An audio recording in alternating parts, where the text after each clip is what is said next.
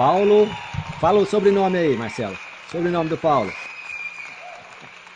Está escrito Tá Paulo escrito. Senra Breitschaft, Paulo Senra, com alemão, vocês. que nem a Muito obrigado, Fabiane. Paulo. Nada. Posso tocar daqui? Pode? Tá com você. Beleza. Bom dia, gente. Se vocês já perceberam, de vez em quando eu apagava aqui o vídeo, levantava, porque ficar esse tempo todo sentado é cansativo. Então, levanta, dá uma voltinha na cadeira, senta de novo. Se achar que precisa sair um pouco da tela, sai. O Dr. Kleber já fez isso para poder descansar.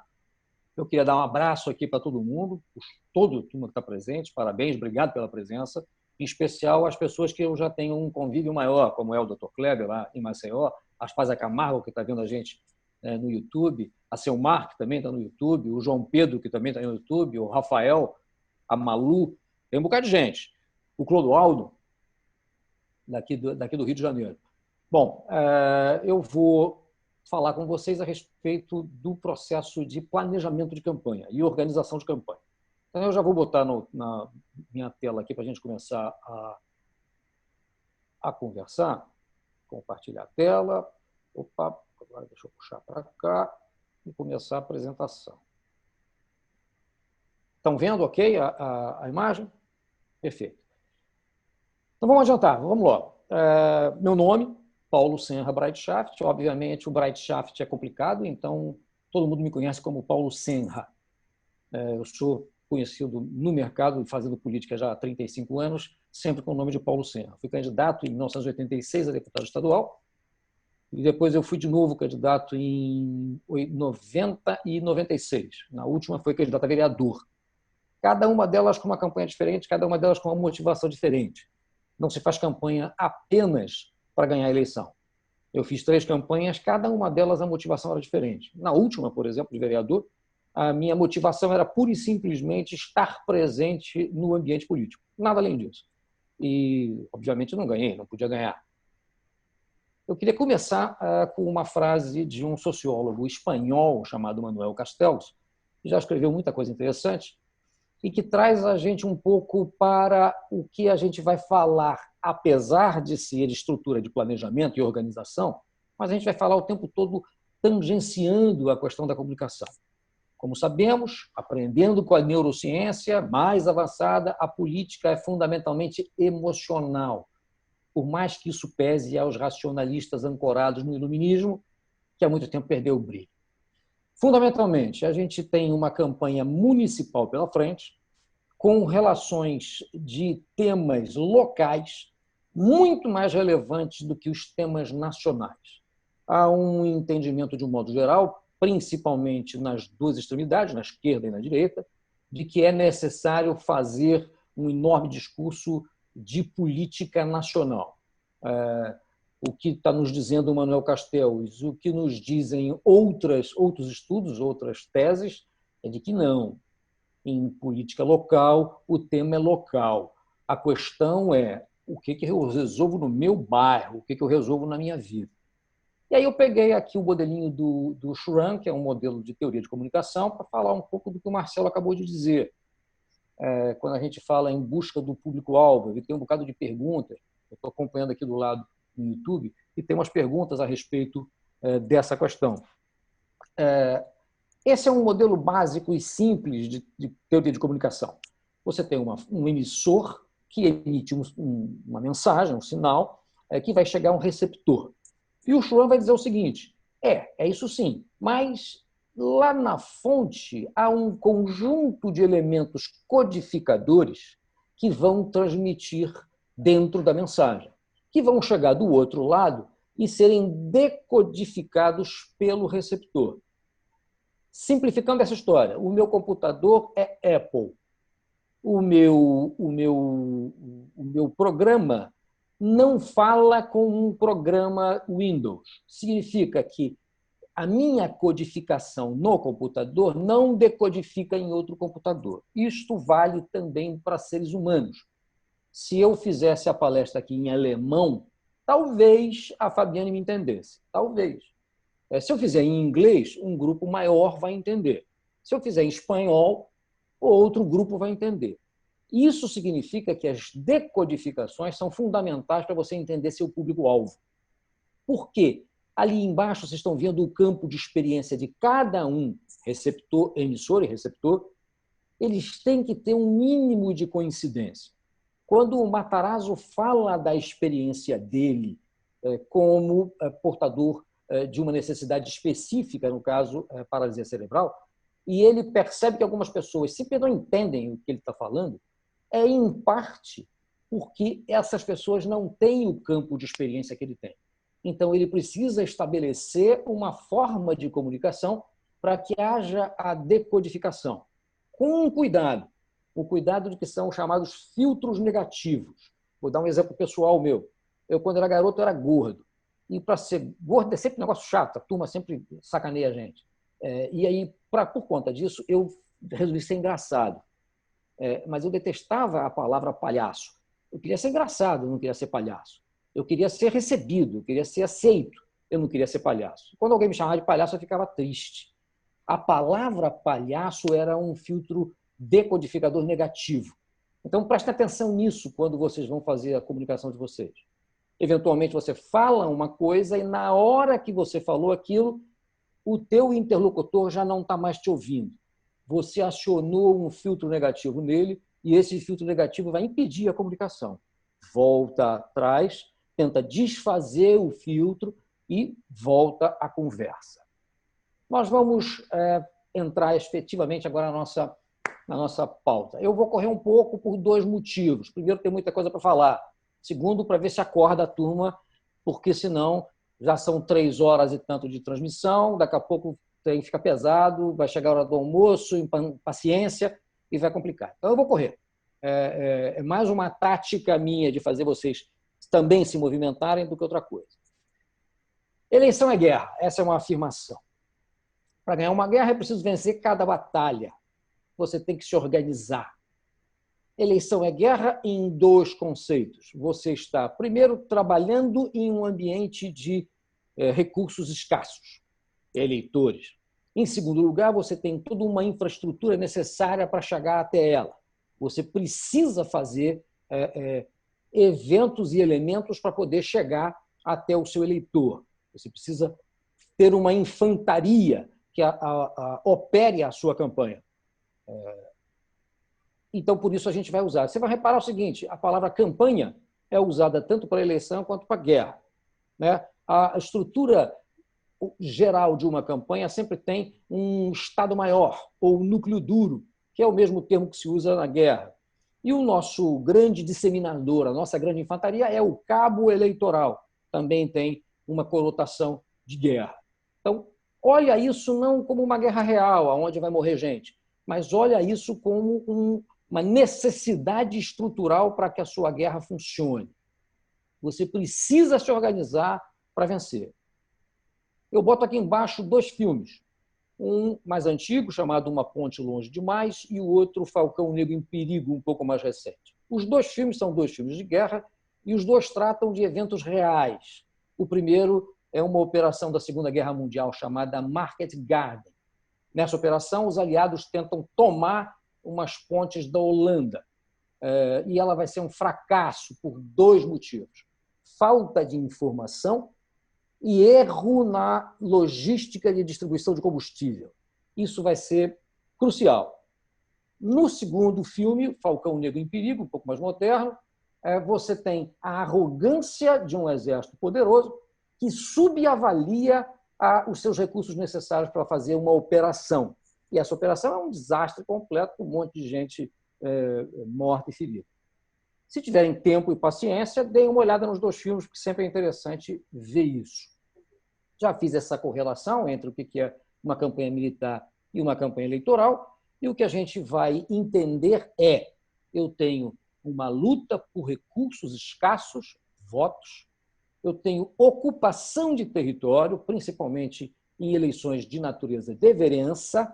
Essas são classicamente operações locais. Claro que existe um tipo de candidato que é o candidato de bandeira, o candidato social. Talvez o Matarazzo tenha esse perfil, talvez a Fabiane tenha esse perfil, ela é professora, mas tem outros que vão trabalhar em uma comunidade, em uma área da cidade, em um bairro. E esse é tipicamente uma ocupação de território, é o porta a porta. É o que nos Estados Unidos é feito antes da eleição, que é o chamado canvassing, que é bater de porta em porta e botar as pessoas dentro da campanha. Depois é que a gente faz campanha. Lá é assim, aqui é diferente. Aqui a gente faz tudo junto. Aqui a gente traz a pessoa e já tenta pedir o voto. Você tem uma infantaria, gente que vai fazer esse porta a porta. Em algumas comunidades menores, né, que a gente, na sociologia a gente vai chamar de comunidades fechadas, você pode fazer isso até sozinho. Um município que tenha poucos eleitores, você talvez consiga se eleger vereador com 300, 400, 500 votos. Você vai ter que falar com 2.000 pessoas para conseguir os 400 votos. E é possível fazer isso pessoalmente. Em municípios maiores, como Rio de Janeiro, por exemplo, onde eu vivo, é impossível. É impossível para um candidato a vereador que vai ter 15, 20 mil votos falar com 15, 20 mil pessoas. Não vai falar. Ele tem que usar a sua infantaria para falar. Ele precisa de mediadores nesse contexto. E os cabos eleitorais são mediadores. Não desprezem cabos eleitorais, apesar de toda a necessidade de se falar e de se fazer campanha via web, o cabo eleitoral ainda é um elemento relevante e importante. E na sua campanha você vai administrar logística, tanto de pessoas quanto de recursos. Os cabos eleitorais, né, panfleteiro, vai para um lugar, vai para outro, e você vai ter que também organizar os recursos necessários, seja em termos de combustível, por exemplo, para deslocamento, seja em termos de material de campanha, panfleto, adesivo, o que for, seja em termos de pessoas. Eu preciso fazer um comício em determinado bairro, eu tenho que deslocar para lá um conjunto de pessoas para me dar suporte nesse comício. Isso tudo dentro de um ambiente de restrição operacional. Nossa eleição brasileira, ela é totalmente estruturada pelo judiciário. Existe no Brasil justiça eleitoral. Toda a lógica da eleição brasileira é contaminada pela justiça. É contaminada pela lógica de conjunto de regras. Por isso, tanta preocupação de vocês, se eu posso fazer isso, se eu posso fazer aquilo. É porque, se não fizer, a regra vem te cobrar alguma coisa. A mão da justiça vai te alcançar, como o pessoal costuma dizer. Então, para a tua campanha, a gente vai estabelecer algumas questões. Primeiro, você tem que ter um objetivo na tua campanha, uma meta. Eu falei das minhas eleições, das minhas candidaturas. E a minha primeira candidatura, em 86, era ganhar. Eu não ganhei. Perdi. Mas esse era o meu objetivo. Eu corri para isso. Na minha segunda candidatura, o meu objetivo já não era ganhar. Eu sabia que eu não ia ganhar. Mas o meu objetivo era defender uma determinada postura e uma bandeira. E aí eu perdi a eleição, mas consegui emplacar o meu discurso. Na terceira eleição, a de vereador, em 96, eu já fiz ela pura e exclusivamente para marcar posição política dentro do partido. E fiz. Consegui o que eu queria. Portanto, o meu objetivo estava claro. Qual era a minha meta efetiva para ser alcançada? Se eu tenho um objetivo e se eu tenho um ambiente de restrição operacional, eu preciso de uma estratégia. Se eu quero andar daqui do ponto A até o ponto B e não tem nenhum obstáculo no caminho, não preciso de estratégia, eu vou andando. Mas se tem obstáculos no meu caminho, eu preciso raciocinar como é que eu vou chegar lá no ponto B. Qual é a minha estratégia? Uma eleição sempre tem obstáculos. Portanto, é fundamental que você, fechando o seu objetivo, definindo a sua meta, pense em como você vai alcançá-la. E, por último, você tem a sua equipe, o seu exército. Você precisa de pessoas para te acompanhar, seja em um ambiente de comunidade menor, fechada, onde poucas pessoas vão estar com você, seja num ambiente de comunidades abertas, grandes, como o Rio de Janeiro, onde é fundamental o seu posicionamento. O pessoal que está levantando a mão, deixa levantado, que aí depois eu vou retomando, sem problema. Então, na questão que a gente está olhando agora, na tua construção estratégica da campanha, não tem campanha sem meta. Se você não sabe onde chegar, não adianta nada. Os portugueses tinham uma frase que eu gosto muito, na época do descobrimento, que é: não tem vento bom para quem não sabe onde vai. Não tem caminho certo para quem não sabe onde chegar. Se você não sabe aonde vai chegar, não adianta nenhuma estratégia. Você está perdido. Então, você precisa estabelecer uma meta. Eu quero chegar lá, eu quero alcançar tantos votos, eu quero ser eleito, eu quero ser o melhor representante desta população que eu defendo. Você não vai chegar nessa meta sem definir a sua estratégia. Então, você precisa definir a sua estratégia para poder chegar lá. E você não vai aplicar a sua estratégia sem um trabalho de equipe. Então, você precisa deste grupo, seja ele grande ou pequeno, mas você precisa deste grupo para você poder chegar lá. E trate-os bem, porque essas pessoas vão te ajudar, elas vão estar ao teu lado. E, acima de tudo, a sua meta precisa ser factível. Ela tem que ser possível de ser alcançada. O que significa isso? Nas ações, os homens gostam mais de filmes de guerra do que mulheres, de um modo geral. Então, esses exemplos que às vezes eu dou, o público feminino não fecha muito.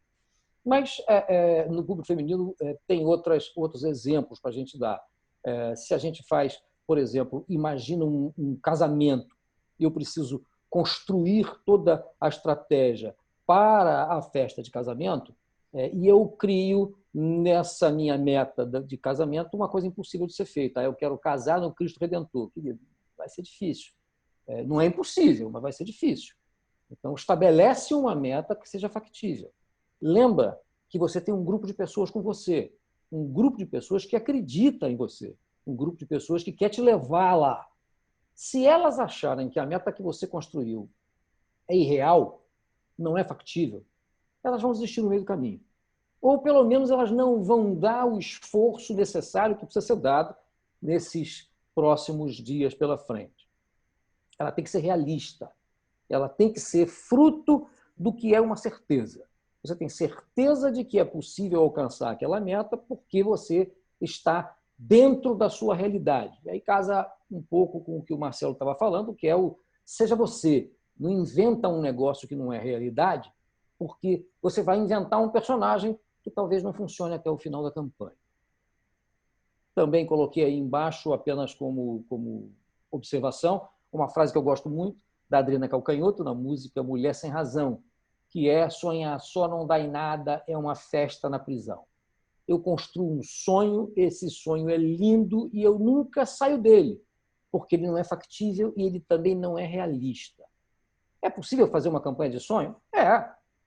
Desde que a sua meta seja pura e simplesmente exercitar o seu sonho. Se a sua meta é ganhar a eleição, bom, pega o teu sonho e adequa à realidade. Coloca ele dentro do que é possível ser feito, não do que você quer que seja feito, porque o mundo é da tua maneira. Entenda isso. Se você não entender isso, você vai estar fazendo uma campanha diferente, ou pelo menos a campanha que não vai chegar onde você quer. A tua meta tem que ser capaz de levar, a sua estratégia tem que ser capaz de levar você aonde você estabeleceu como meta. Não adianta eu dizer que eu vou chegar no ponto B e que vou caminhar em direção oposta ao ponto B. Se eu vou para o ponto B, eu tenho que ter a minha estratégia e toda a minha caminhada voltada para lá. E lembra que, ao ser factível, ela vai aproximar a sua equipe desta possibilidade. Estimule a sua equipe para que ela realize as coisas efetivamente necessárias. Então, em cima dessa lógica, estou preocupado que eu estou correndo um pouco, mas acho que é para o bem de todos. Em cima dessa lógica, a gente vai usar duas ferramentas básicas para funcionar na cabeça da gente. Os princípios de plano estratégico e os princípios de gerenciamento de projetos. Com esses dois princípios, as pessoas não precisam, candidatos não precisam ter profundidade de conhecimento nisso, mas se souberem um pouquinho do que significa, ajuda bastante. Inclusive nos exercícios que você vai precisar fazer com a sua equipe, que é importante que você saiba. O César Maia contava uma história quando era prefeito aqui do Rio, muito interessante. Nem sei se ela é 100% verdadeira, mas vale a pena como exemplificação. Quando o almirante Nelson parte da Inglaterra para lutar contra a frota francesa e espanhola juntas no Mediterrâneo, ele sabe que ele tem 1/3 do poder de fogo do adversário. Ele tem 1/3 dos navios do adversário. E ele precisa de uma estratégia que seja viável de vencer aquela batalha, que é a Batalha de Trafalgar. Bom, ele vai, ao longo da viagem entre a Inglaterra e o Mar Mediterrâneo, obrigando os seus comandantes a manobrarem os navios e toda noite jantarem com ele. E toda noite ele repete qual é a estratégia de batalha. E a equipe volta. Ele faz com isso duas coisas. Primeiro, ele treina todas as naves a fazerem movimentos, a atuarem em movimento e não parados. E segundo, ele convence os seus comandantes, seus comandados, de que aquilo é viável. E a estratégia é simples. Os navios geralmente andavam parados, um parava do lado do outro, era igual duelo, né? Para o navio aqui, atira, atira, atira, atira. Que nem filme de pirata. O Nelson faz o contrário, ele atravessa as forças adversárias atirando para os dois lados. E com isso ele pega os franceses e os espanhóis completamente desprevenidos, porque não esperavam que a frota inglesa estivesse em movimento. Então, o teu planejamento estratégico vai ajudar a tua equipe a fazer aquilo que foi pensado e que foi definido. Bota isso sempre em cima dos teus comandados, do teu exército. Em planejamento estratégico, a gente usa muito esse modelito aí. É uma matriz chamada SWOT, porque ela tem as letrinhas de inglês, mas basicamente ela é uma matriz onde você vai olhar forças e fraquezas no seu ambiente interno, oportunidades e ameaças no que é o ambiente externo. E com isso você vai criar um quadrante.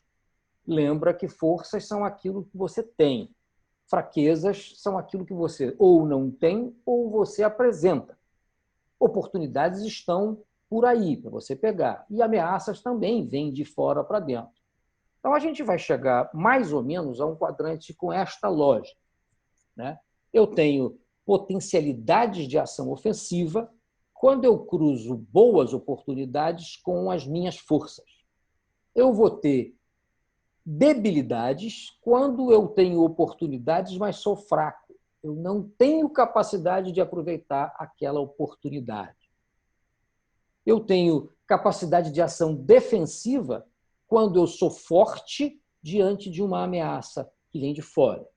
E eu tenho vulnerabilidade quando eu tenho uma ameaça e eu tenho, casado com a ameaça, uma fraqueza. Vou dar um exemplo para vocês. Não vou falar o nome dos santos, só o milagre. Eu fui fazer uma consulta no interior do Nordeste para um candidato a prefeito que era irmão de uma senadora. Todos dois muito bons, inteligentes, capazes, ele falava muito bem, médico, boa família, um homem simpático, bonito, falando bem. Só que tinha um defeito. Ele tinha um amor, uma paixão pela irmã, que se alguém falasse mal da irmã, ele se descontrolava. Quando a oposição percebeu isso, o que a oposição fazia? Pagava um bêbado qualquer para xingar a irmã dele no fundo do comício. Acabou o comício. A fraqueza dele era esse excesso de amor pela irmã. E a ameaça era o que fazia oposição. A gente joga a força em cima da fraqueza dele. E ele se descontrolava. Perdeu a eleição. Não tinha como ganhar.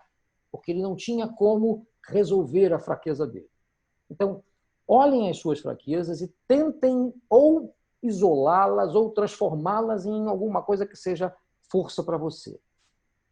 Como exemplo, apenas como exemplo, junta a tua equipe, senta quem você acha que é importante, o teu estado maior, o teu núcleo duro, os teus amigos, sua família, e começa a levantar o que são as suas forças.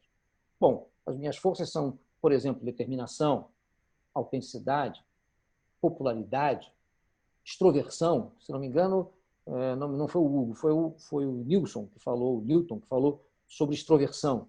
Isso pode ser uma força, pode ser uma fraqueza. Então, avalie isso. Você tem poder de comunicação? Você tem dinamismo na tua atuação, no teu relacionamento? Você consegue demonstrar ousadia, coragem, capacidade de realização? Se você já foi vereador, isso é fundamental.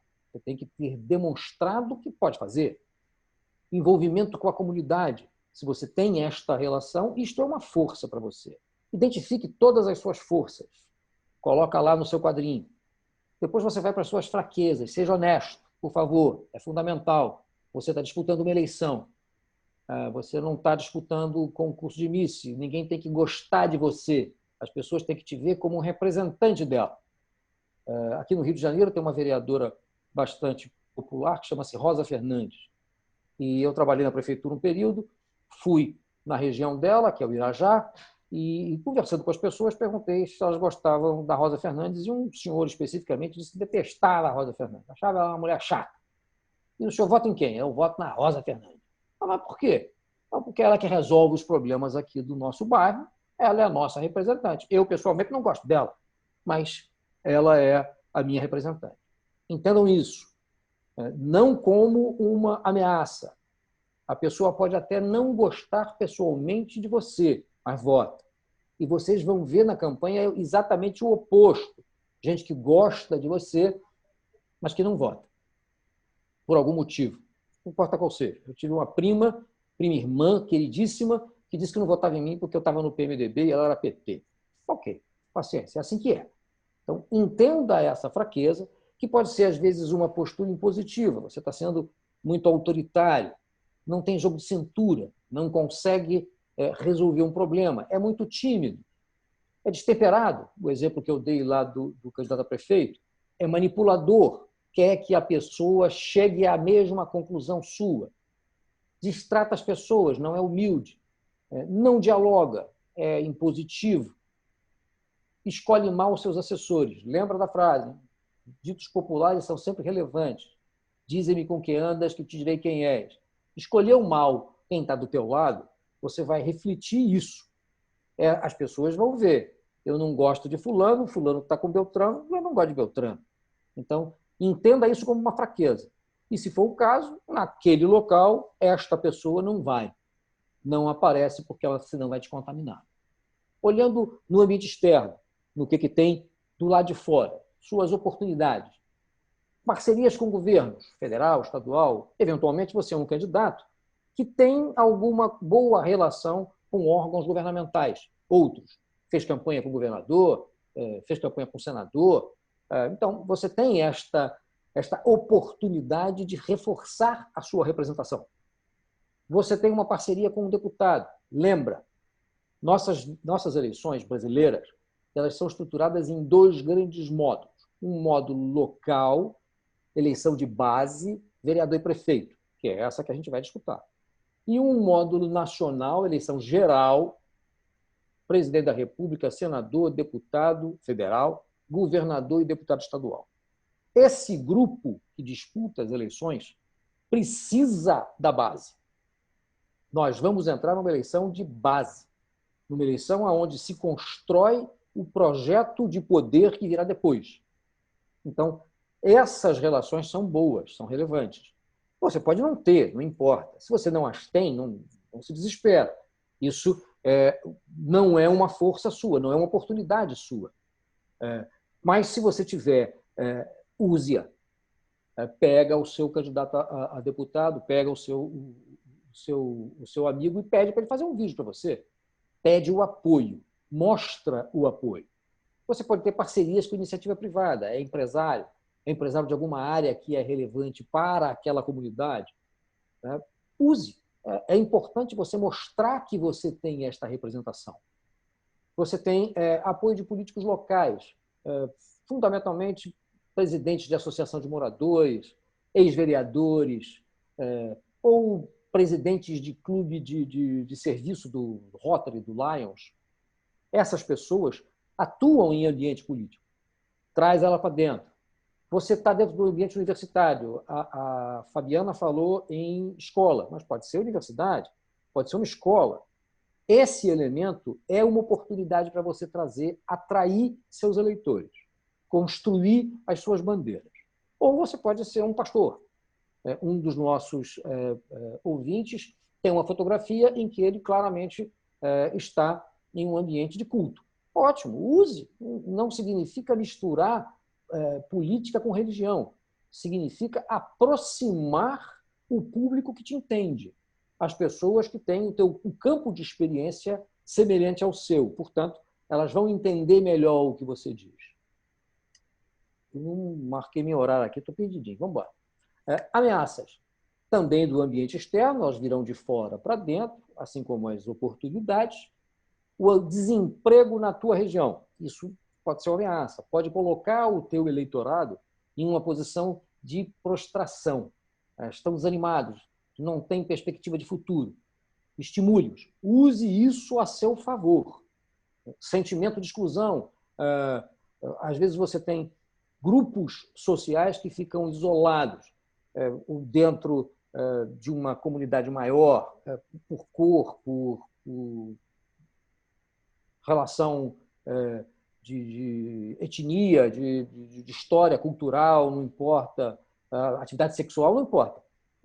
Tem um sentimento de exclusão daquele eleitor que isso pode ser uma ameaça. Se você está dentro desse grupo, tire eles desse sentimento de exclusão, demonstrando a sua capacidade de representá-los. A ausência de status, muito comum em comunidades mais periféricas. Né? Aqui não tem nada, é tudo largado, o esgoto corre a céu aberto, ninguém vem aqui. É fundamental que você entenda essa ameaça e use ela de alguma maneira para você reduzir as pressões externas. Faltas de oportunidades, discriminação também, bastante comum, ou por desinteresse, que é muito o que o Marcelo Serpa falou. Aí eu fiz uma brincadeira com a Fabiana, falei que a asa da xícara fica do lado de fora e o seu eleitor tem que estar do lado de dentro. Então, o teu esforço diante do desinteresse, fazer com que ele se interesse, com que ele entre dentro da sua proposta.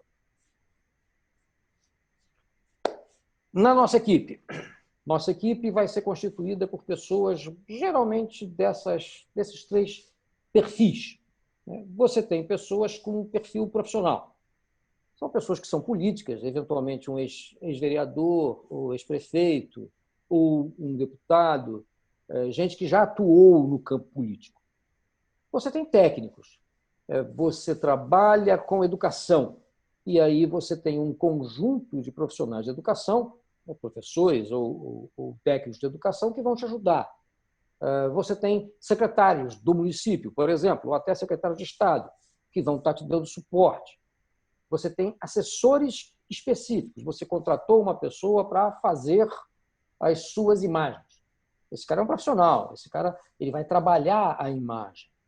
Ou você contratou um jornalista para escrever os seus textos. Este é um profissional.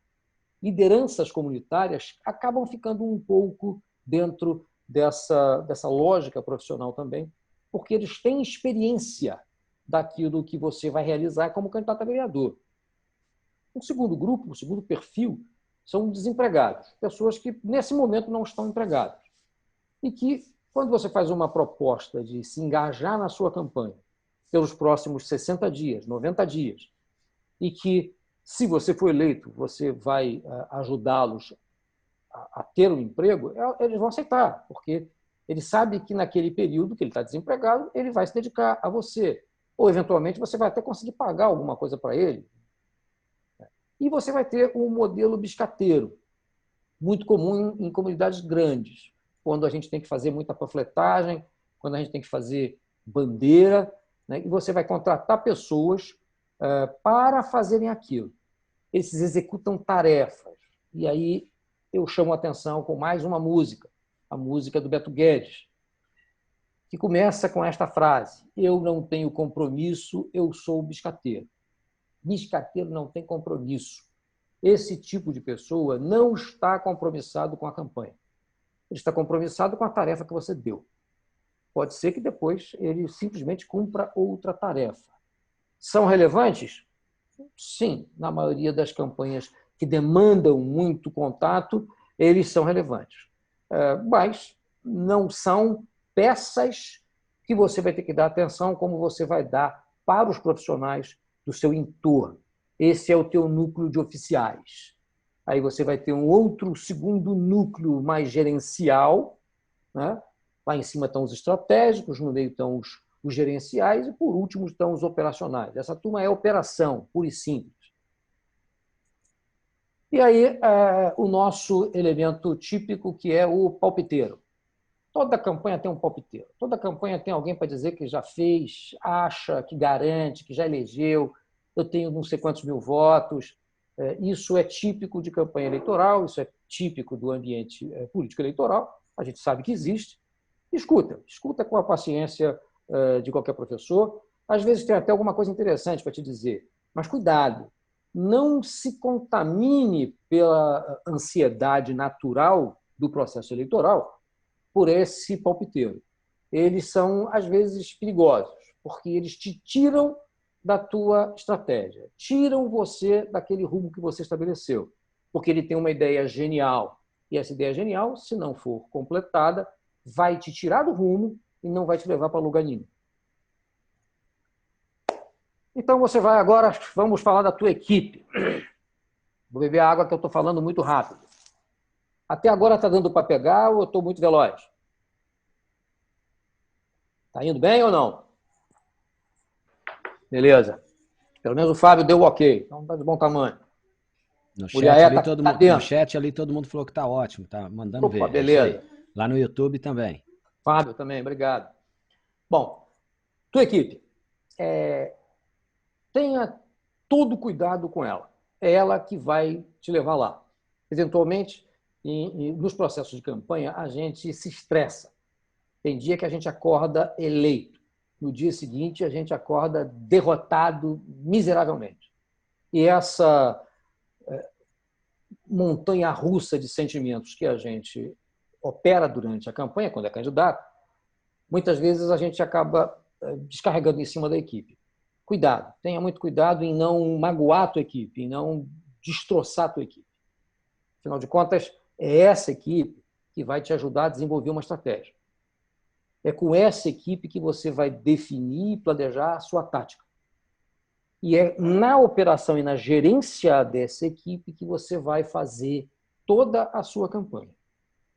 Toda a operação da campanha é feita pela sua equipe. E a sua equipe vai trabalhar muito, como você. É impossível fazer campanha sem trabalhar.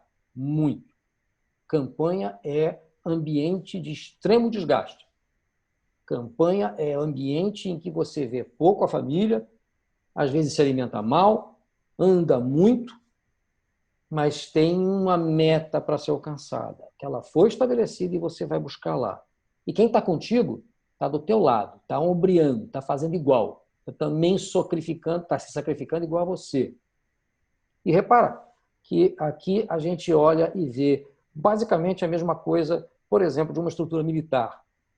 Estratégia, tática e operação. O militar vai na condição de operacional até a condição de capitão. Depois, quando ele passa a major, ele entra no campo tático e vai ser tático até final da carreira dele de tenente-coronel. Quando ele virar coronel, ele vai entrar no campo estratégico. Quando ele chegar a general, ele terá cumprido toda a etapa. Você vai ter que ser general em 90 dias. Você vai ter que ser general, você vai ter que fazer a operação, você vai ter que pensar a tática e você vai ter que desenvolver a sua estratégia. Então, se prepara para uma formação bastante intensa desse período. Quando você olhar a tua equipe, eu gosto de apresentar para as pessoas uma espécie de organograma funcional. Atenção, candidaturas grandes precisam de muita gente. Candidaturas em espaços menores não vão demandar tanta gente. Mas não percam de vista a função, a necessidade de que aquela função seja coberta. E as funções vão ser estratégicas, vão ser táticas e vão ser operacionais. Então, a gente tem um grande organograma de uma campanha, onde lá no topo está o candidato, ao lado dele ele tem um conjunto de assessorias, né? O núcleo que vai discutir estratégia com ele, o núcleo que vai discutir política com ele, a assessoria jurídica atualmente obrigatória em campanhas eleitorais, e eu sempre separo um espaço para agenda, porque aqui você mexe na operação toda da campanha. Eu acho que é fundamental vocês olharem para esta questão agenda com cuidado. Não adianta fazer um monte de reunião em lugares muito longe, onde te obriga a um deslocamento em que você perde muito tempo. De novo, na minha campanha de 86, eu era garoto, novo, achava que podia rodar o estado todo e rodei. Rodei todos os municípios do estado do Rio de Janeiro. E perdi um enorme tempo com isso. Se eu tivesse me dedicado um pouco mais a algumas bases, talvez eu tivesse sido eleito. Não fui porque fui teimoso, porque não tinha uma estratégia. Se você opera em um espaço físico menor e as campanhas cada vez mais estão ficando localizadas, algumas pessoas tendem a chamar isso de campanhas distritais, não são. Uma campanha distrital é outra coisa, ela é uma campanha regionalizada. Você diminui custo quando você faz uma campanha regionalizada. Eu vou ficar mais nesses bairros aqui, vou rodar esse pedaço da cidade com muita intensidade, ao invés de ficar dando tiro para tudo que é lado. Então, a tua agenda é fundamental. Tenha muita atenção na sua agenda. Discuta a estratégia permanentemente com sua equipe. E aí você vai ter, num segundo plano, o que em empresa privada é o plano gerencial. A gente está chamando de tático, se quiser chamar de gerencial também não é problema. 4 grandes colunas para você ter na cabeça: finanças, comunicação, a operação da campanha, o pensamento político da campanha. Campanhas eleitorais são grandes processos de convencimento, são grandes processos de comunicação. Por isso, elas estão mais atreladas a um conjunto de pensamentos de natureza antropológica do que de ciência política. Você fala mais em comunicação do que em teoria política. Se eu pegar qualquer teórico de ciência política e fizer a análise da eleição norte-americana pelos clássicos da ciência política, é possível. Se eu fizer a análise da campanha eleitoral brasileira com os clássicos da ciência política, é possível. Se eu pegar a eleição americana e tentar reproduzir no Brasil, é um desastre. Não tem como. Se eu pegar a campanha francesa e reproduzir no Brasil, não tem como. Se eu pegar a campanha argentina e trouxer para cá, não tem como. Os modelos culturais são diferentes e as eleições acabam sendo contaminadas pelos modelos culturais. Entenda a cultura do seu local. Entenda com quem você está falando. Senão você se isola. Você vai ficar preso no seu sonho, discursando para você mesmo e não mais buscando ganhar uma eleição. Nas finanças, entenda que você tem pelo menos 3 elementos fundamentais para serem funções fundamentais para serem ocupadas: captação, pagar as contas e contabilidade. A captação, na maioria das vezes, é o próprio candidato que faz, pede para um amigo um pouco de gasolina, pede para outro um espaço físico, um comitê, pede um computador emprestado, dinheiro mesmo, como doação de campanha. Se você tiver condição de pedir para que alguém faça isso, tanto melhor. É menos um esforço para você. Vai te liberar para você pedir voto. Lembra que se não pedir, não tem. Os mais velhos vão lembrar de uma rádio que existia aqui no Rio de Janeiro, chamada Rádio Mundial. A Rádio Mundial tinha um programa que eu adorava, que era Pediu, Tocou, Ganhou. Você pede, você toca o coração, você ganha o voto. Se não fizer isso, você não vai levar o voto. Tem que pagar as contas. A campanha eleitoral, vocês vão ver com o Guilherme, que a campanha eleitoral exige contabilidade e exige que você pague as contas dentro de um padrão específico que a justiça determina. Então, você tem que ter esta preocupação na sua estrutura. Bom, comunicação. A comunicação e a operação são a alma e as pernas da campanha. Você tem que pensar na propaganda, você tem que ter relacionamento com a imprensa, se for um município um pouco maior. E eu gosto muito de usar esse termo inteligência. O meu mestrado foi em gestão da informação e eu usei muito modelos de inteligência. Inteligência aqui não significa usar a cabeça, não. É um modelo de gestão de informação, onde você pega o dado, do dado você transforma ele em informação, você organiza a informação, você dissemina a informação e gera o processo decisório. Então, é fundamental que a tua campanha faça isso internamente. Pegue a informação, o seu discurso, a sua bandeira, a reação de um adversário e conclua dentro da campanha para te trazer de volta um elemento decisório. E a tua comunicação vai levar em consideração a fotografia, como falou o Marcelo Serpa, as cores que você escolher, o número do partido. Não se esqueça que a nossa eleição é feita em máquina, portanto, é o número que vale. As pessoas vão saber quem é o Hugo Weber, mas elas vão votar no número. Elas não vão votar em Hugo Weber, vão votar num conjunto de 5 números, de 5 algarismos. Os 2 primeiros do partido e os 3 últimos representando você dentro do partido. Então, essa comunicação precisa estar atenta para isso. A sua operação, você vai ter que produzir materiais, santinho, adesivo, placa, bandeira, o que for. Você tem que distribuir materiais. Você tem que mobilizar pessoas para que essa distribuição tenha efetividade. Você vai fazer reuniões, seja em casa, seja numa igreja, seja no Rotary, não importa. Você vai participar de eventos, ou convidado, ou você montando o evento. E você vai ter estruturas temáticas. Muitas vezes você tem um grupo de... Aqui no Rio tinha, pelo menos, né, com a pandemia está tudo parado, que são as festas juninas, a turma da festa junina. E você pega um grupo desses, esse grupo é um grupo temático, eu vou falar com eles. Né? O pessoal do Pará tem lá os bois, né? O Buma Meu Boi. Então, esse elemento é um elemento temático. Fale com eles a língua que eles entendem. Se você não falar a língua que eles entendem, você não vai conseguir a tua comunicação.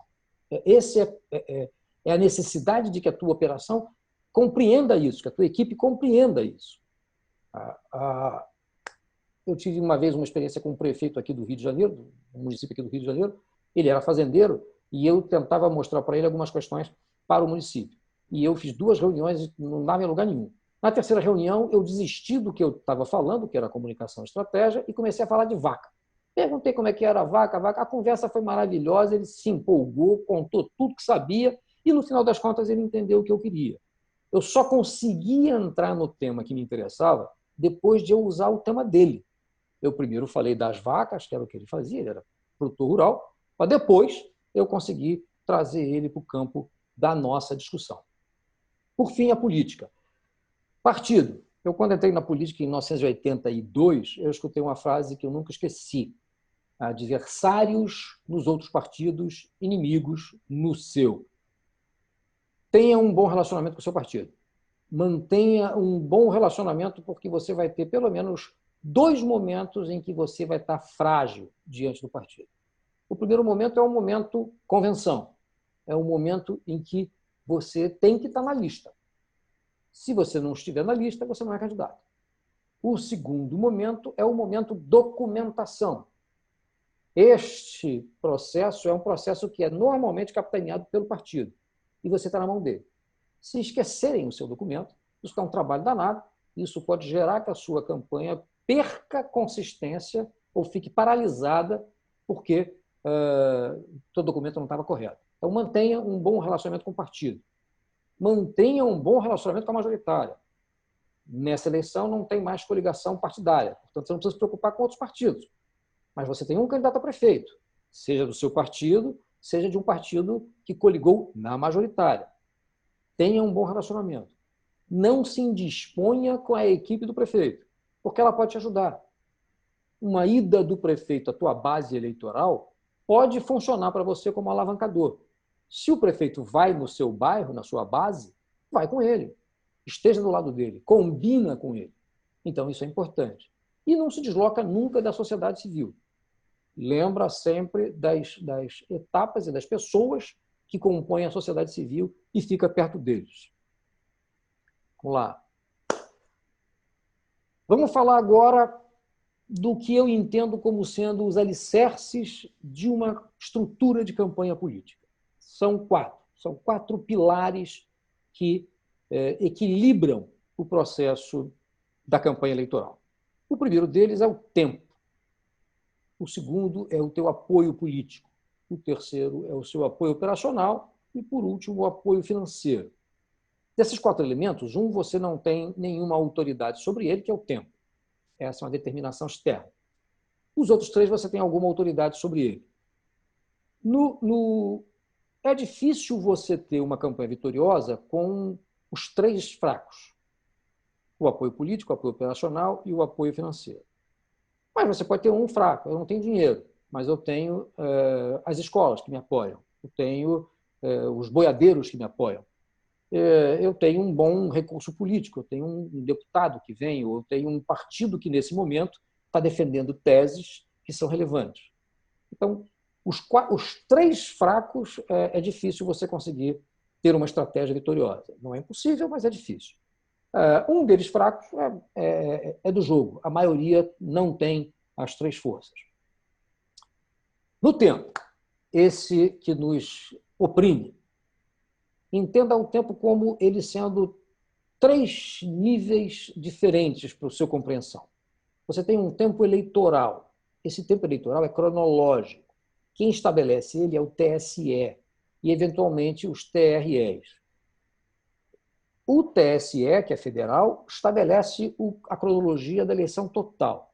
Os TREs, que são locais, os juízes da sua comarca, podem alterar alguma coisa na cronologia, impedir algum tipo de passeata ou de comício ou de pesquisa. Já houve caso disso em Curitiba, do juiz proibir pesquisa, o juiz local.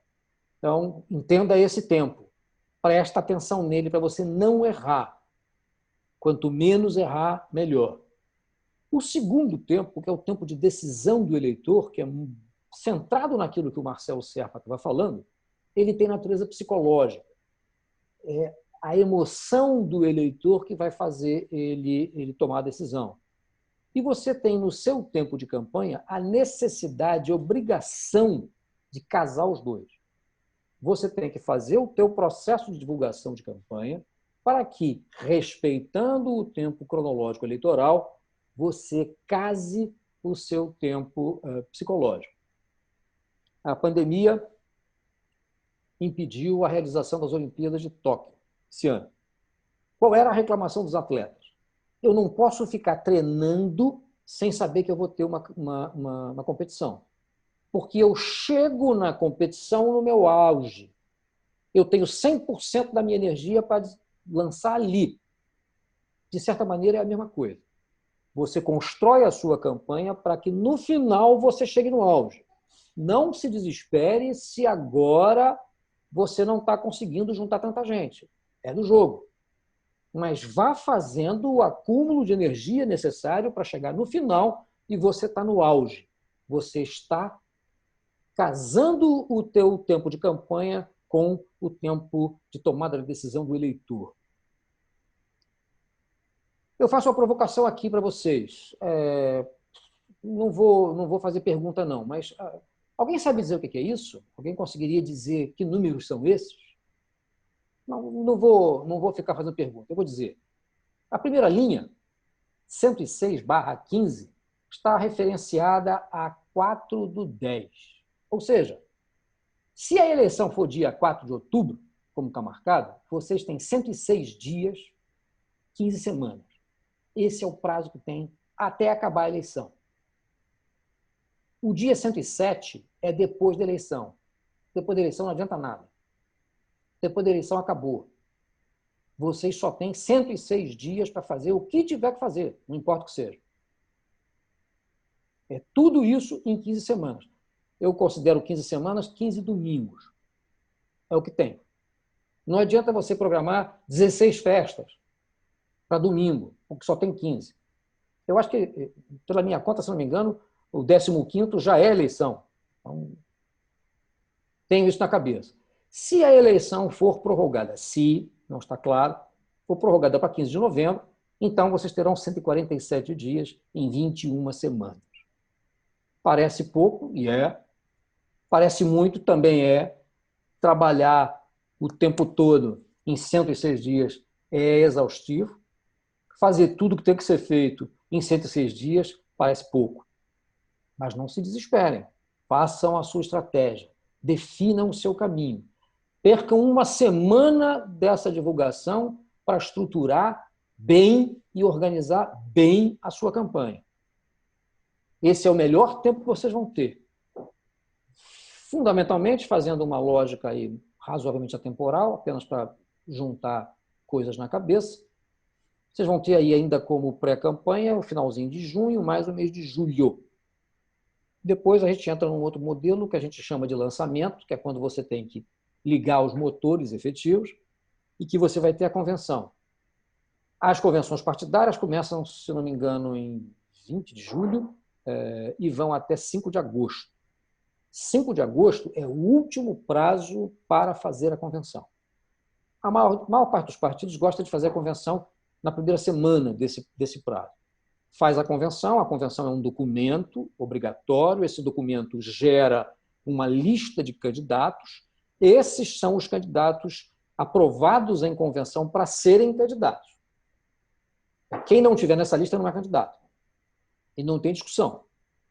Por isso, aquela preocupação de você ter estrutura partidária. Você está dentro, discutindo e entendendo qual é a nominata, quem são os caras que vão estar com o seu nome na lista do partido.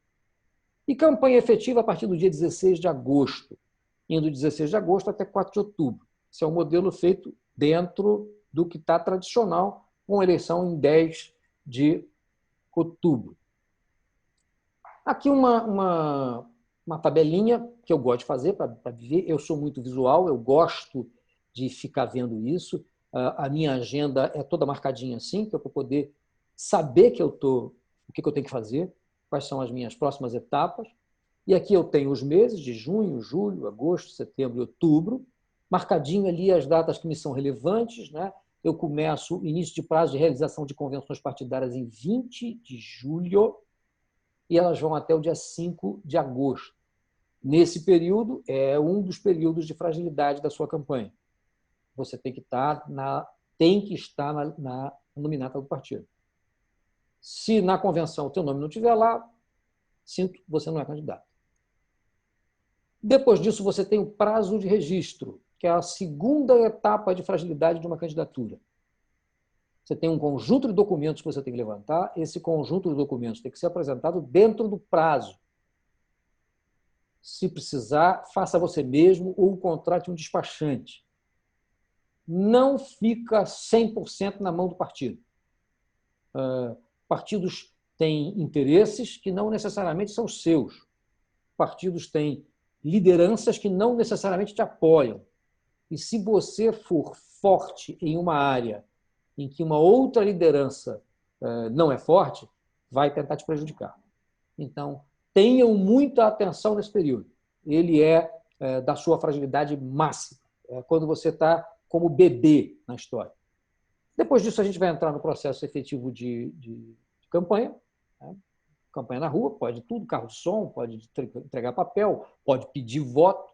Sou o candidato, vote em mim, imperativo, vote. Primeiro turno em 4 de outubro, segundo turno, para quem mora em cidades com mais de 200 mil né? Eleitores no dia 25/10. Por que é relevante isso? Se a tua cidade tem segundo turno e você se elegeu vereador, é fundamental que você participe do segundo turno, para que você garanta um pouco de espaço político no que vai ser o próximo mandato. Se você não se elegeu, participa do mesmo jeito, porque participando você vai influenciar na vitória e pode ser que você consiga depois, na próxima eleição, aumentar o teu espaço político, a tua representação política local. Botei aqui embaixo apenas para a gente ter na cabeça, as 15 semanas estão divididas em cada mês, os 106 dias. Já vi, Fábio. Se você puder, Fábio, marca a mãozinha azul, porque depois fica mais fácil para eu lembrar. Aqui na tua tela, lá embaixo, no campo, vai aparecer levantar a mão. Aí você levanta a mão e não aparece? Então, tudo bem. Depois você sinaliza que eu lembro. Fiz um outro modelo para facilitar a vida, pensando no dia 15 de novembro. A gente ganha aí um pouco mais. O período de fragilidade anda. A legislação eleitoral estabelece quantidade de tempo até os eventos. Então, isso não vai ser fixo. Se a eleição anda o período de convenções também. E a quantidade, o tamanho da campanha vai ser o mesmo, não vai ser diferente. Olhando, então, agora para as nossas estruturas, já pensamos no tempo, Já vimos que o tempo trabalha contra nós, não é nosso aliado. Pode ser, você tem que fazer com que ele seja. Mas, a princípio, ele não está sob o nosso controle. Ele não está sob nossa possibilidade de domínio. Ele não é nosso. Nós operamos dentro do que ele define, o tempo. Agora vamos para a lógica política. Eu preciso que você veja a sua condição, você é candidato, ou você é assessor do candidato, veja a condição do candidato dentro do partido e dentro da coligação majoritária. Quando eu falei que fui candidato em 96 e que eu queria marcar posição, o que me interessava? O que me interessava era que as bandeiras que eu defendia lá em 1990 não fossem levadas para a mão de outra pessoa, não fossem ganhas por um outro candidato que eu sabia que existia e que batia de frente com o que eu defendia. Então, eu precisava ocupar aquele espaço para não deixar que ele chegasse. E isso eu fiz. Então, perceba quais são os espaços políticos da campanha majoritária e o que pode te atrapalhar sendo uma ameaça. Lembra lá das ameaças. Então, mantenha essa relação, a relação mais positiva possível, pelo menos para não te atrapalhar. Tenha bandeiras, tenha propostas, desfraude coisas que as pessoas consigam entender, que elas consigam te identificar. Este é o representante desta parte do município. Ele é o representante dos jogadores de futebol. Ela é a representante dos alunos do município. Tenha esse conjunto claro na sua cabeça. Então, faça o seu exercício de matriz SWOT para você ter clareza disso. E discuta com a sua equipe. Porque, às vezes, você acha que você representa bem uma coisa e a equipe acha que não. Escute. Veja qual é a resolução final. Veja quais são as forças sociais que te apoiam e as econômicas. É possível conseguir recursos financeiros com alguém, com algum grupo? Trabalhe nessa linha. Na sua base operacional, aqui no Rio de Janeiro a gente tinha alguns candidatos, por exemplo, não vou falar também nome não, mas eu lembro de um deputado federal que tinha como base um sindicato, um grande sindicato. Ele não era um cara rico, ele não era um cara com capacidade financeira forte, mas ele tinha um sindicato atrás dele. O sindicato operava para ele. Quando ele ia para a rua, os trabalhadores do sindicato iam junto, davam para ele esse suporte. Você tem isso? Se tem, explore. Se não tem, qual é o mínimo que você consegue para que esse grupo te leve? Pensa em pessoas, em material, veículos, comitês, carro de som. Às vezes você não tem carro de som, mas um amigo tem, pode te emprestar. Aí não pode te emprestar 24 horas por dia, não importa. Pega 2 horas por dia, usa 2 horas por dia, bem usado, no lugar certo, da forma correta. Vai render. Pensa a tua campanha, qual é a tua capacidade real operacional, para você não ficar sonhando ou colocando metas que não podem ser alcançadas, que vão te frustrar, que vão frustrar a tua equipe, que vão frustrar a tua família. Então, não se frustre. O processo político ele é duro, ele é seco, ele é uma batalha, mas ele tem resultados positivos, mesmo quando a gente perde. Por fim, a questão financeira, e eu gosto muito de chamar de coração da campanha, se parar, morre. Você vai ter pela frente, aí, nos próximos 106 dias, uma enorme quantidade de tarefas a fazer. Muitas vezes essas tarefas vão tomar tempo e vão tirar você do teu trabalho no dia a dia, do trabalho que te remunera. Então, entenda isso como sendo parte financeira da tua campanha. Isso vai alterar o seu dia a dia. Eu lembro de um rapaz aqui no Rio de Janeiro que fez uma campanha para deputado federal e chegou a 10 mil votos. E ele gastou papel pequenininho que ele mandou fazer em xerox e andava de ônibus. Como ele era acima dos 65 anos, então ele não pagava ônibus. Então ele andava de ônibus de um ponto para o outro, distribuindo aquilo dentro do ônibus, conversando com as pessoas, batendo papo, saltando, entrando. A campanha financeira dele foi muito pequena, não teve muito o que gastar. Mas ele precisou comer uns dias fora de casa, ele precisou de alguém que pagasse as contas dele, ele precisou de estruturas como essa. Então, entenda a parte de recursos financeiros não como uma obrigação do capitalismo selvagem que tira a sua oportunidade e vai dar mais chance para quem for rico. Entenda isso como uma necessidade de você ter dedicação exclusiva a um processo importante pelos próximos 106 dias. Entendendo toda essa estrutura, vamos fazer uma afirmação aqui. A campanha eleitoral é um processo de gerenciamento radical. Aí eu peguei uma frase do Merval Pereira, que fala, especialistas dizem que em política só existem dois fatos a levar em conta: o fato novo e o fato consumado. No processo de gerenciamento, você precisa tomar decisões. Essas decisões, às vezes, são muito rápidas. Acontece, você está tentando montar um evento, um comício, e chove. Não vai ter comício. Então, tem que ser cancelado. Então, você precisa tomar atitudes para que, ao ser cancelado, você não frustre o seu eleitorado. Tem que tomar. Se você não tomar, acontece o fato consumado. Não vai ter comício do mesmo jeito e as pessoas vão ficar frustradas porque elas não foram avisadas. Então, entenda que cada coisa da campanha está associada a uma decisão, ao gerenciamento de alguma coisa. Veja isso. Tenha isso como um processo radical. Por que processo? Processo é um conjunto de ações e atividades interligadas e desenvolvidas para alcançar determinado resultado. Essa é a definição de processo. E o que a gente tem numa campanha?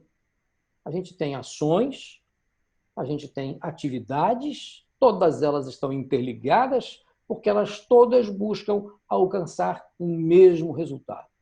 O resultado é a tua eleição. O resultado é a tua meta.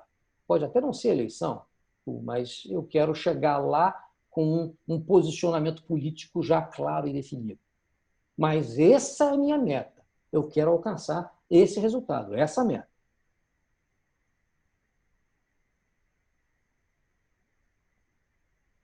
Dentro desta lógica de gestão, desse entendimento que eu tenho um campo gerencial muito forte a ser ocupado e ser definido, eu vou administrar, portanto, eu tenho que cuidar dessas coisas, e pelo menos esses itens que estão aqui.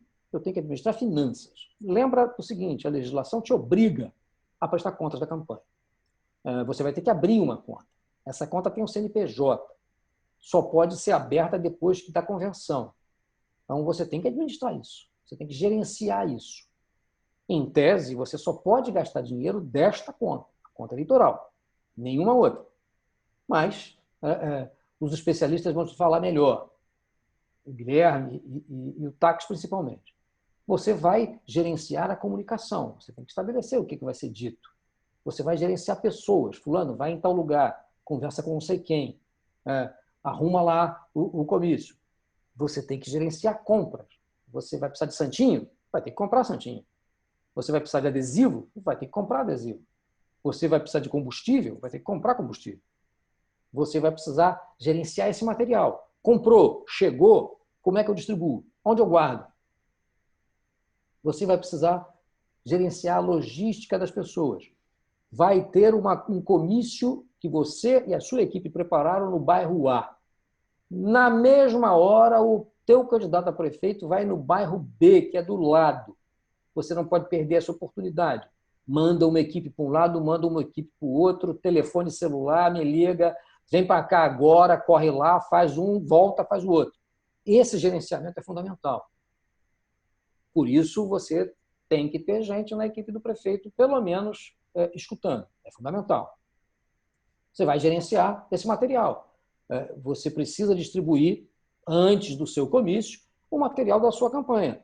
Portanto, você vai ter que mandar esse material para aquele bairro onde você vai fazer o comício, ou a caminhada, ou o evento, ou a reunião, não importa. Você vai gerenciar diferentes interesses. Às vezes, você tem do teu lado uma pessoa muito próxima que quer te ver eleito porque quer ser teu chefe de gabinete. e, às vezes, você tem uma outra pessoa que te dá um apoio político e terá melhores condições de ser seu chefe de gabinete do que essa aqui. E você vai ter que negociar esse interesse, com todo o cuidado que isso demanda e precisa. Muitas vezes isso vai gerar conflitos, conflitos dentro da campanha e conflitos com outras campanhas. E aí o 10 é para reafirmar isso com muita clareza. É muito conflito.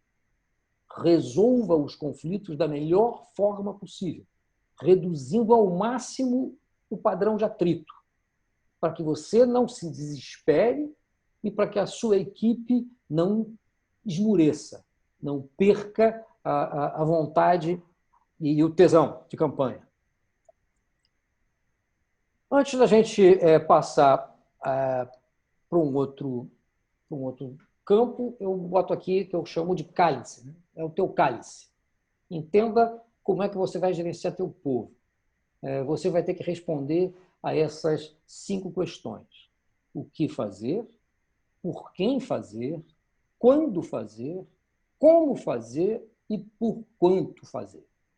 Se você gerenciar esse teu cálice, ele vai estar cheio de vinho, ou de água, ou de cerveja, o que você preferir, de café. Ele vai ser a sua fonte de solução de problemas. Se você não gerenciar, ele vai estar cheio de fel. Ele vai envenenar a tua campanha. Você tem que ter a sua capacidade, seja você, pessoa, individualmente, seja alguém da tua equipe. Mas entenda que a gestão da tua campanha é fundamentalmente entender esses 5 itens. O que tem que ser feito, quem vai fazer, tem que ter um responsável, isso é fundamentalmente associado à gestão de projetos. Tem que ter um gerente do projeto, alguém que vai se responsabilizar pelo fazer. Quando ninguém é responsável, não vai acontecer. Vão tirar da reta. Ah, mas não era comigo, não. Ele falou que era só para levar. Defina com clareza. Defina com clareza quando tem que ser feito. E como vai ser feito. E, por fim, por quanto vai ser feito. Se tiver aqui algum custo, você vai fazer. Sempre reduzindo os seus riscos. Sempre garantindo a sua comunicação. Com o cálice e a tua preocupação em redução de riscos e hipersensibilização da sua comunicação, você vai chegar aonde você imagina. E eu queria mostrar para vocês agora, já no finalzinho, um modelo que eu tenho já há algum tempo, que parece cansativo, e mas que ajuda muito a você construir a sua campanha. Ele é um grande modelo de gestão onde você vai escrever tudo que vai fazer. Tudo que tem que ser feito. Vai comer tudo? Qual é a tua meta? É vitória? É uma vitória eleitoral? Não, é uma vitória política. Deixa claro isso. Quais são as suas estratégias? Qual é a sua área de atuação? Qual é a sua relação com a majoritária? Quem são os reais adversários seus? Não necessariamente do seu partido, mas também de outros partidos, aqueles que disputam a mesma base eleitoral ou aqueles que disputam as mesmas bandeiras. Entenda e conheça-os. Monta o seu plano estratégico. Monta um projeto para a gestão da sua campanha. Se puder, faz pesquisa, tanto qualitativa quanto quantitativa. Não pode, faz enquete. Enquete para o WhatsApp, enquete de porta em porta. É diferente? A metodologia não é científica na enquete. Você não consegue extrapolar para 100%, como você faz em pesquisa. Mas ela já te ajuda, ela já te dá um linear. Analisa o resultado dessas suas pesquisas. Monta a sua base política. Definição de partidária já foi feita, filiação, mas garante a legenda, garante que você está na nominata, faz toda a documentação necessária, antes, sem desespero, documentação dentro do prazo, garante a aprovação no TRE. O TRE vai pegar toda a tua documentação que o partido mandou e vai te aprovar. Só depois de te aprovar é que vai ser emitido o CNPJ da sua campanha. Portanto, você só tem direito a abrir conta depois de aprovado. Entrega a sua documentação toda no prazo. Participa da convenção. Não precisa fazer festa, bobagem. Convenção partidária, de um modo geral, é entre os mesmos. Mas participa para ver, entenda o que está acontecendo ali. Define as suas bandeiras, contata as suas lideranças, estabelece expertise do que você vai falar. Definir o escopo da campanha é isso. Qual é o princípio, a base da minha campanha? O que eu vou falar? Tenha uma assessoria de imprensa, se for possível. Municípios maiores que tenham imprensa, ou se você vai usar muito textos de internet, tenha. Monta a sua base operacional. Entenda o que é organizar um Estado maior. O Estado maior são as pessoas com quem você vai falar mais constantemente e com quem você vai discutir questões mais delicadas, mais graves, que podem afetar. Tem um assessor estratégico? Esse assessor pode ser uma pessoa da tua equipe ou pode ser, às vezes, uma pessoa mais velha, com quem você troca ideias, busca. A parte política, a parte jurídica é fundamental.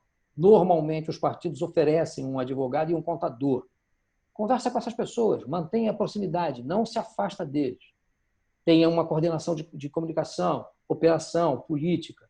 Estrutura a tua equipe de finanças, quem é responsável por comprar, quem é responsável por pagar, quem é o teu contador. Monta a tua base operacional, equipe de comunicação. Vai ser uma agência de publicidade? Eu tenho um recursinho aqui, um amigo me emprestou e tem uma agência. Vai ser agência? Ok, então é agência. Define as coisas e deixa com clareza as gerências disso. Quem redige, quem faz o marketing, o gerente de internet, quem faz o marketing direto, assessoria de imprensa, equipe de mobilização, eu preciso de rua, eu preciso bater de porta em porta. Quem é o grupo de panfletagem? Quem comanda esse grupo? Quem são os contatos nas comunidades? Vou abrir um parênteses aqui para dizer uma coisa que eu não falei, até bom ter dito antes. Quando eu comecei lá em 86, não existia computador, não existia nada disso. Então, um político da antiga virou para mim e disse assim: Paulo, compra 2 cadernos de 200 folhas. No primeiro, você abre e coloca um nome. Segunda folha, outro nome. Terceira folha, outro nome. E vai até você não ter mais nome para colocar. Quando você não tiver mais nome para colocar, você volta no primeiro. Liga para ele. Pede ajuda. E pede para ele te indicar mais pessoas. E aí ele vai te indicar mais 2, 3 pessoas. Coloca nessa primeira página. Vai para o outro, liga para o outro. E assim você vai preencher. Se você encher o caderno, a tua campanha está bem mais folgada. No outro caderno, você pega e coloca tudo que você está fazendo dia a dia, que é para você não esquecer o que você deixou de fazer. Eu coordenei uma campanha a prefeito aqui no Rio de Janeiro e a primeira coisa que eu pedi foi ver a agenda. E a agenda era feita numa folha de papel solta. E aí eu perguntei, escuta, mas e o compromisso não cumprido? Quem guarda? Não cumpriu, não guarda.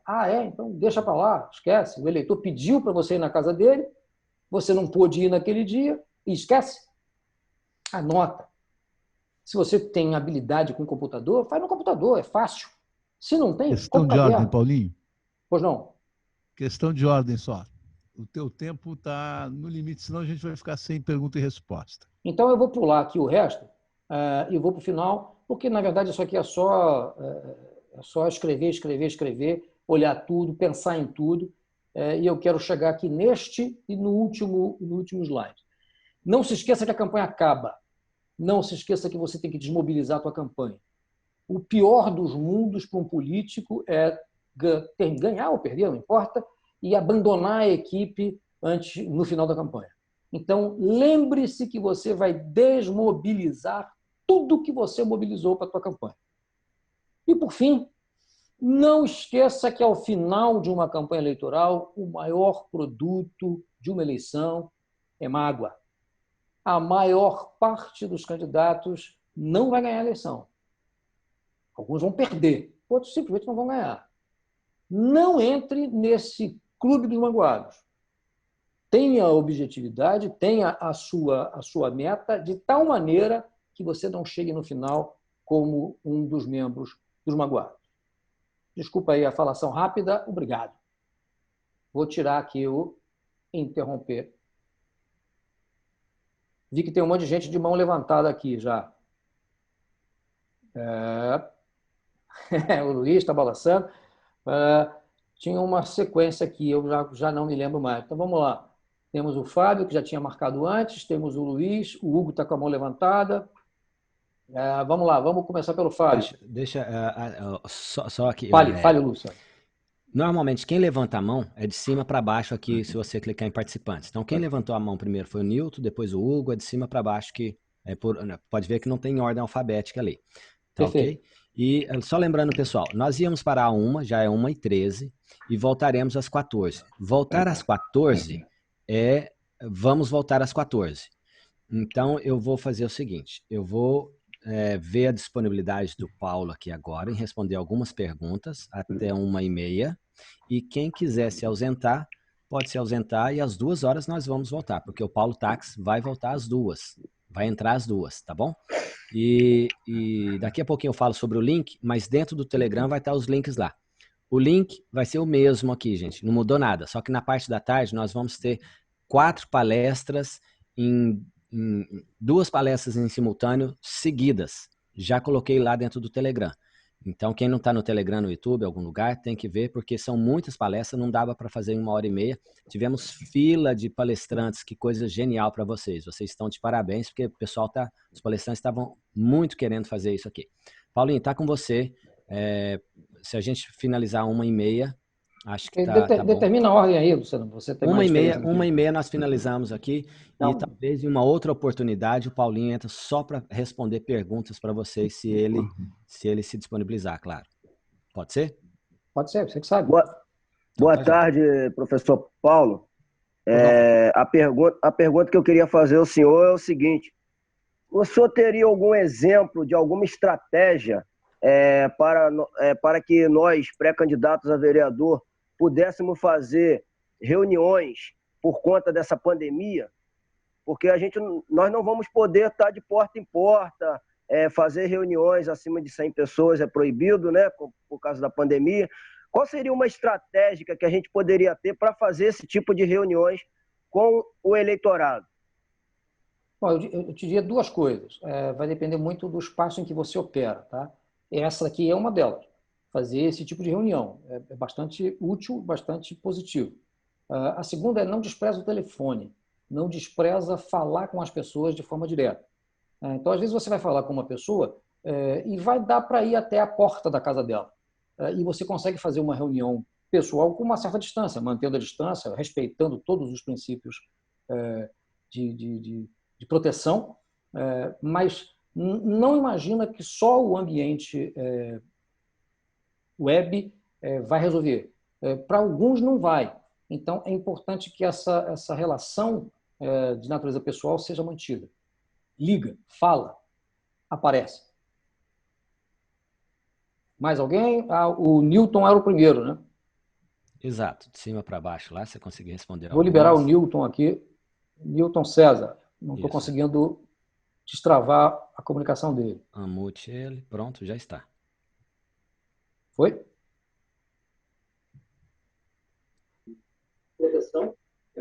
Oi. Oi, Newton. Alô? Tá me ouvindo, Paulo? Perfeito. Sim. É um prazer muito grande falar com vocês. Eu sou jornalista Newton César, da cidade de Afonso Cláudio, Espírito Santo, e sou um pré-candidato a vereador por um partido aqui na minha cidade. Faço um trabalho muito grande em relação à solidariedade, né? Que é ajudar as pessoas, que eu sempre já faço isso há muitos anos. Tá me ouvindo, né? Há muitos anos. Tá me ouvindo? Sim. Há muitos anos faço esse trabalho, viu, Paulo? E o meu trabalho é um pouco polêmico, só entende? Porque, às vezes, até processo de governador já tive aqui na minha região, no Espírito Santo. E não é fácil o trabalho que eu faço, eu sei que é complicado. Estou tentando fazer menos, um pouco, ser mais calmo.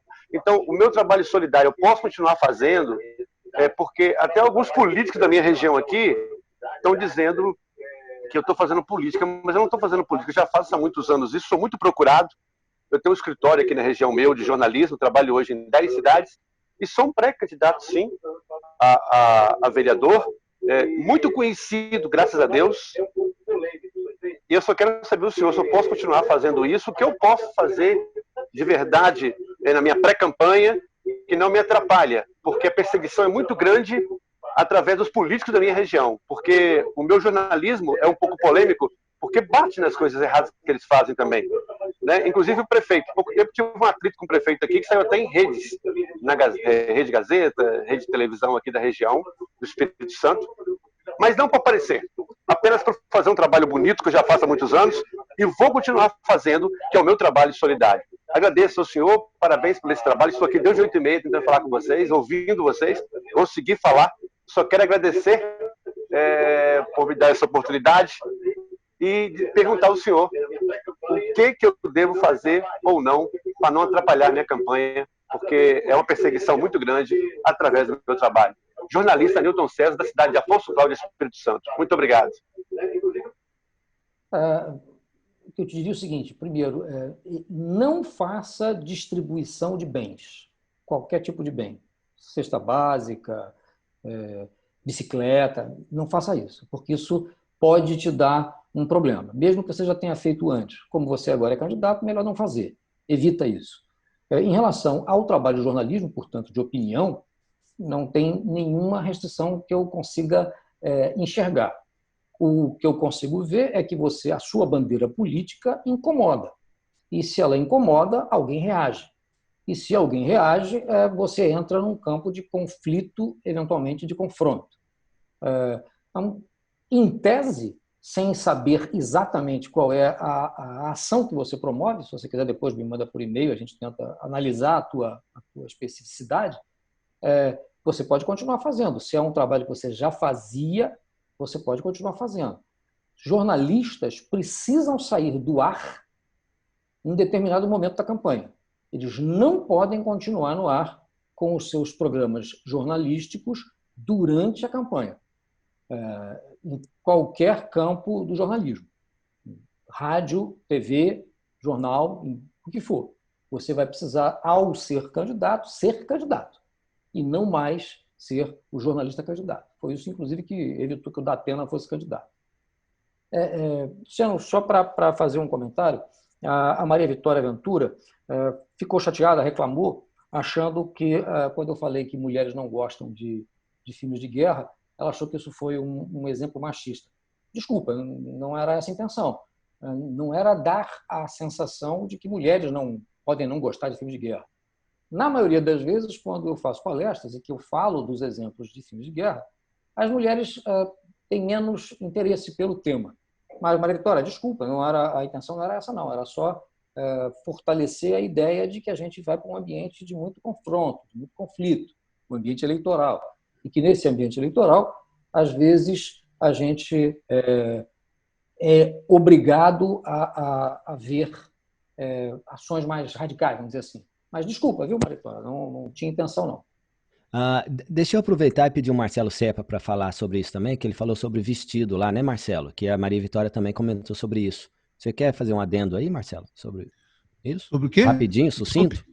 Aquela pergunta que a Maria Vitória também falou, pergunta não, que ela falou que achou um pouco machista, o Paulinho que falou sobre guerra e você que falou alguma coisa lá sobre vestido, não foi? Sim, é porque toda vez que eu tive atuando em campanhas e tive como clientes mulheres, quando a gente fala na questão das roupas, de usar uma roupa meio padrão e tal, a primeira coisa que elas falam, não, mas eu sou mulher, mulher é diferente. Homem usa um terno cinza, camisa branca, gravata azul e fica o tempo todo com essa roupa e não tem necessidade de trocar. Mulher não, mulher tem que trocar de roupa toda hora, um dia com uma roupa, outro dia com outra, outro dia com outra. E aí, então, a gente tem que chegar no meio termo, quer dizer, tenta buscar, então, um estilo que você mantenha de maneira que a sua imagem permaneça mais ou menos uniforme, porque você tem um período de tempo muito curto para fazer a eleição. Então, não é questão de que eu prefira que se vista de um jeito ou de outro, não é isso. É só na questão de você tentar padronizar a imagem, a sua imagem, naquele curto período de tempo, padronizar o máximo que você puder. Mas lembre que eu também chamei a atenção que às vezes o padrão é não ter padrão. Então pode acontecer que o meu padrão seja não ter padrão. Também é válido, também pode funcionar na sua campanha. Isso, cada caso é um caso. Não adianta a gente tentar achar uma fórmula mágica, porque ela não existe. Cada caso é um caso. Mas também não tive nenhuma intenção de fazer um discurso machista, nem nada disso. Eu aqui em casa eu sou o único homem. Aqui é tudo mulher. Então, eu sou feminista, sempre que posso, e acho que é justa a defesa dos direitos e dos interesses femininos, que foram, durante muitas décadas aqui nesse país, já há muitas décadas, foram desrespeitados. E a gente tem que ajudar nessa luta. Por favor, não interpretar de outra maneira. Pela ordem aqui, eu tenho o Hugo Weber, com a mão levantada. Estou tentando ativar, Hugo. Não estou conseguindo ativar o teu microfone. Agora foi.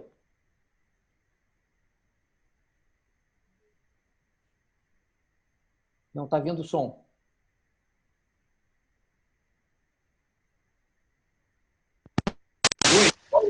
Agora.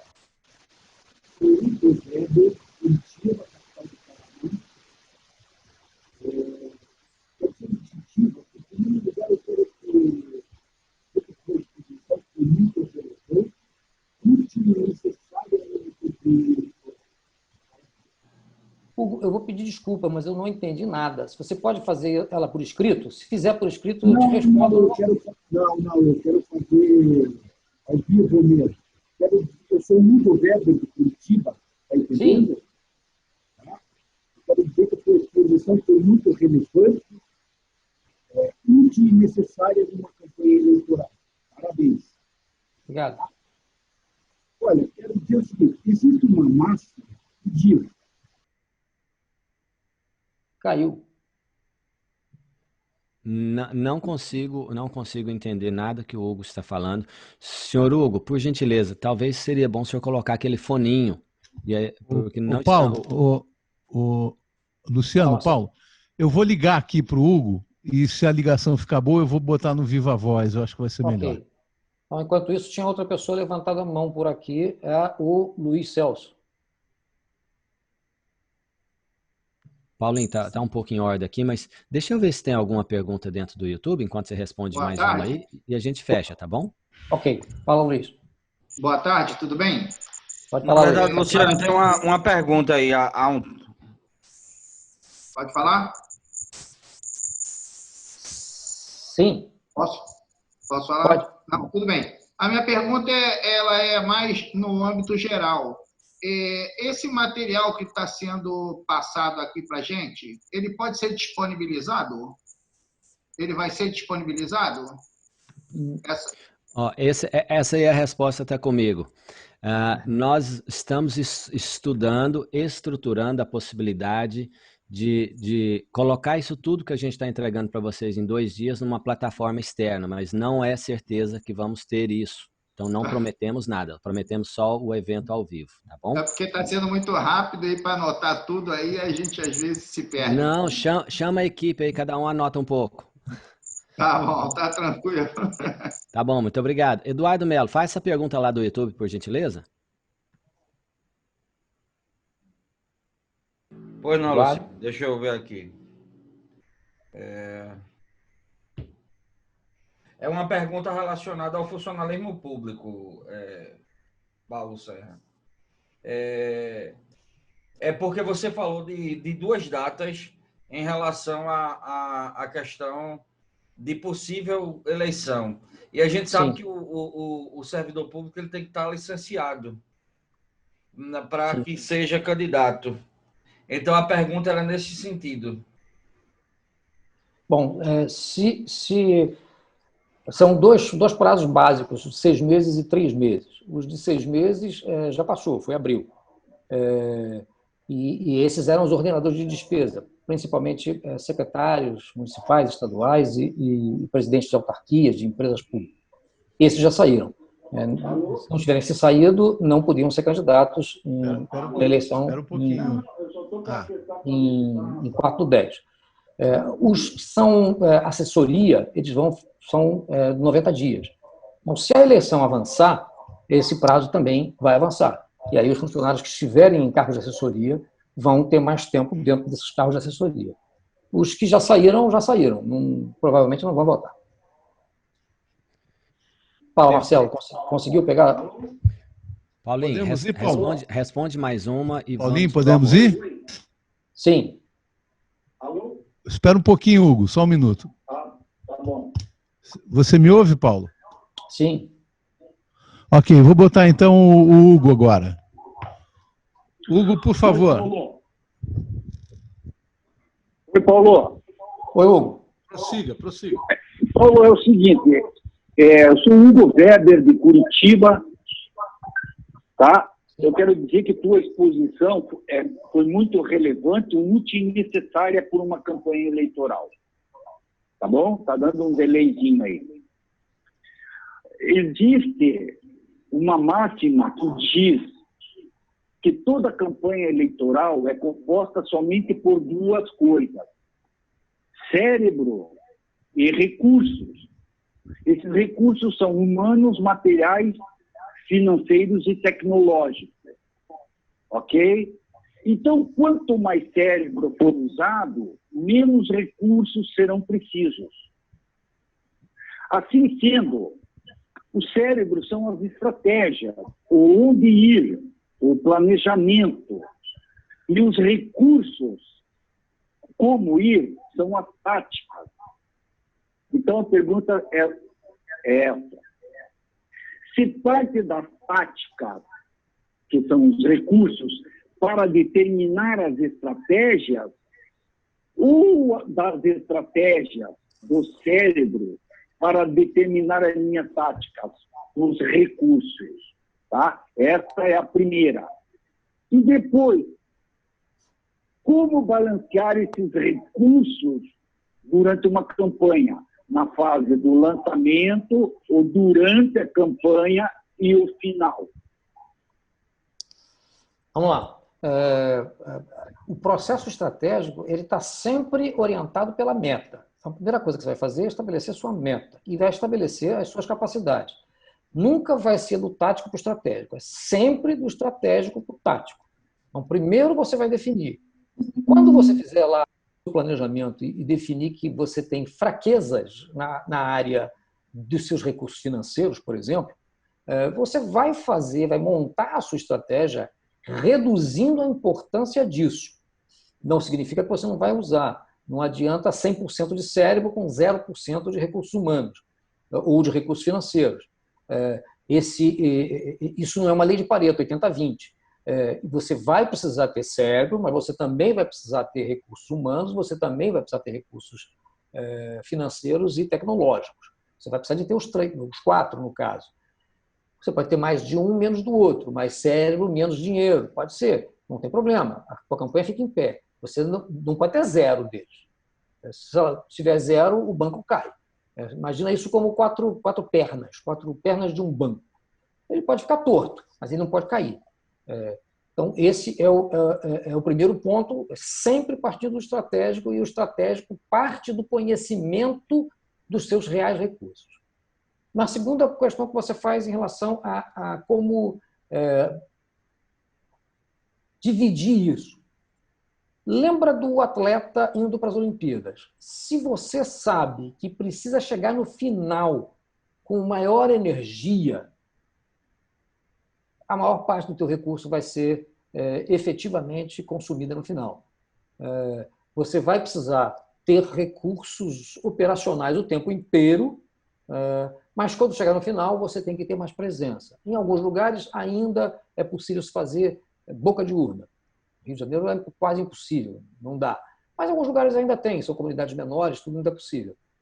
esse é um recurso típico de fim de campanha. Esse é um recurso onde você bota todo mundo teu na rua para dar a arrancada final. Então, sempre você vai ter um maior peso decisório no final, portanto, maior presença de recursos no final. Mas se você não tiver tido antes, não adianta nada. Então, você vai ter que ir dividindo isso até chegar na sua arrancada final. Espero ter ajudado na resposta. Perfeito, ótimo. Pessoal, estamos com 30 minutos de atraso. Vamos retornar realmente dentro do horário às 2 da tarde, que o Paulo Tax está aguardando. Então, eu vou postar agora lá dentro do Telegram.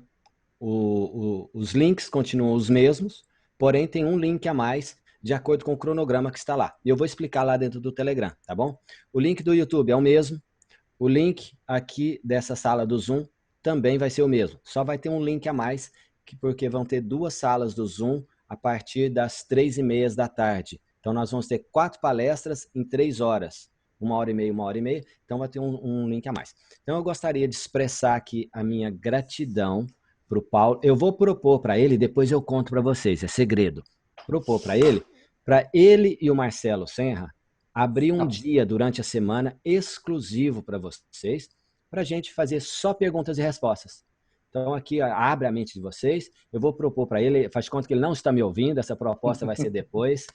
E só para tirar as dúvidas de vocês, eu vou postar esse link durante a semana lá dentro do grupo do Telegram. Então, eu vou procurar estender mais esse grupo do Telegram e não ficar só nesses 2 dias para o bem de vocês, tá bom? Então, pessoal, eu espero encarecidamente aquelas palmas para o Paulo Senra, por gentileza, as nossas palmas aqui. Gratidão por isso que você promoveu aqui para nós. Às 14 horas voltamos com o Paulo Tax, dentro do YouTube e aqui também. Paulo, te deixo para fazer a finalização aqui da sua parte. Isso, vamos embora para o almoço, Newton. Isso aí, prazer, desculpa a correria.